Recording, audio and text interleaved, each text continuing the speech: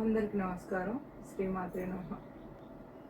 మనం నిన్న చెప్పుకున్నాం, ఇది ఎక్కడి నుంచి వచ్చినాయి ఈ పద్ధతులు ఇవి అని అంటే మనం చెప్పాం, స్వయంగా పరమశివుడే పార్వతీదేవికి ఏమనంటే మనిషి మనస్తత్వాలు వాళ్ళు వెళ్ళే ప్రాంతాన్ని బట్టి మారిపోతూ ఉంటాయి.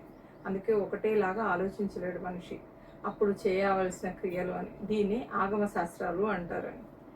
అయితే ఇది ఎక్కడి నుంచి వచ్చింది పరంపర మీకు అర్థమవుతుంది కదా. స్వయంగా శివుడే పార్వతికి చెప్పారనమాట. తద్వారా అక్కడి నుంచి ఎట్టు మొదలైందంటే, శివుడు చెప్పిన ఆ జ్ఞానం ఒక ప్రశ్నతో మొదలై ఋషుల చేతుల్లో విస్తరించింది. ఆ జ్ఞానం గురు పరంపరగా ముందుకు వెళ్ళింది. ఋషులు దాన్ని గ్రంథాల రూపాల్లో నిలిపారు. ఆ గ్రంథాల్లో కొన్ని కామిక ఆగమం, కరణ ఆగమం, సుప్రభేద ఆగమం, ఇవి కేవలం 1-2 విషయాలు కాదు. పూజా విధానం, ఆలయ నిర్మాణం, నియమాలు, మనిషి జీవన విధానం, మనసు ఆలోచన శక్తి. అంటే చెప్పాను కదా, ఇంత క్రితం కూడా చెప్పాను. అంటే మనం ఒకే దృష్టితో ఒక మనిషి చూడడు, వాళ్ళ ప్రభావం మన మీద పడుతుంది. దాన్నే దృష్టి అంటారు. శుభ అశుభాల గురించి ప్రభావాలు, శుద్ధి, పద్ధతులు, మంత్రాలు, ధ్యానం, విధానం, శక్తి సాధన, ఇవన్నీ ఇందులో వివరంగా చెప్పబడ్డాయి. అందుకే మన పెద్దలు పాటించాల్సిన ప్రతి పద్ధతిలో ఒక లోతైన అర్థం ఉంటుంది.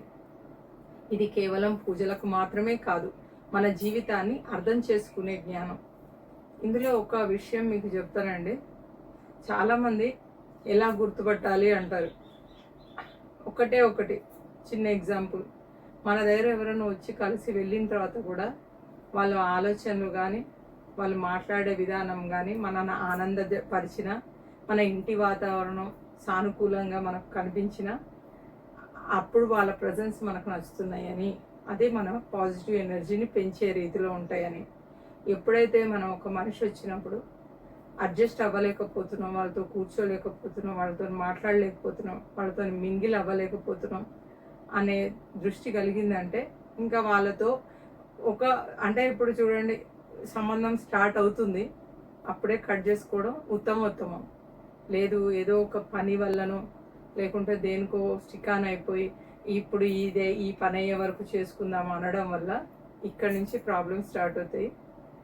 ఇవి కూడా ఇందులో చెప్పారంటే ఇవి కూడా ఇందులో చెప్పినవి. అంటే దృష్టి రూపం ఎప్పటి నుంచి జరుగుతుంది అనేది మనకు ఎలా తెలుస్తుందో అలా ఇది శుద్ధి చేసుకునే విషయాలు ఎలా ఉన్నాయో, ఈ కంటి చూపులు మన మీద పడి మనని ఆవహించి మనని మొత్తం మింగేయకుండా మనం కాపాడుకునే విధానం. అందుకే చుట్టాలు వచ్చినా, ఫ్రెండ్స్ వచ్చినా, ఎవరు వచ్చినా ఈ తీర్థిన్నలు కనపడితే ఫస్ట్లోనే క్లోజ్ చేసుకోండి. శ్రీమాత్రే నమః.